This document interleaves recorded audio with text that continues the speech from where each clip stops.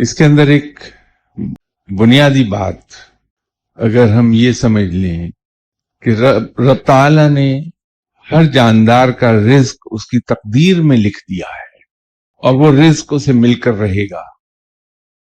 حضرت علی کرم اللہ وجہہ نے فرمایا تھا کہ کوئی جاندار اس دنیا سے جا نہیں سکتا جب تک کہ اپنی تقدیر کا لکھا رزق کھا نہ لے. رب نے یہ نہیں کہا کہ ہم نے ہر جاندار کا رزق ایک مقام پر لکھ دیا ہے، وہاں رکھ دیا ہے. تو جو چیز ہماری تقدیر میں لکھی ہے، ایک انسان کی تقدیر میں لکھی ہے، وہ شخص جہاں بھی ہے اس کی تقدیر کا لکھا ہو کر رہے گا. وقت رب تعالیٰ گھیر گھار کے اس کو وہاں لے جاتا ہے جہاں اس کے حصے کا رزق ہے.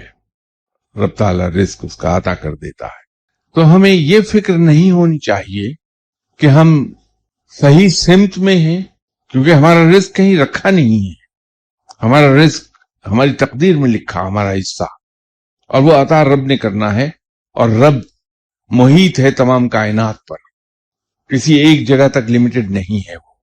تو ہم یہ فکر نہ کریں کہ اس ڈائریکشن میں ہم گئے کہ نہیں گئے. ہم صرف یہ فکر کریں کہ رب نے یہ کہا کہ ہر انسان کو وہی کچھ ملتا ہے جس کے لیے وہ کوشش کرتا ہے.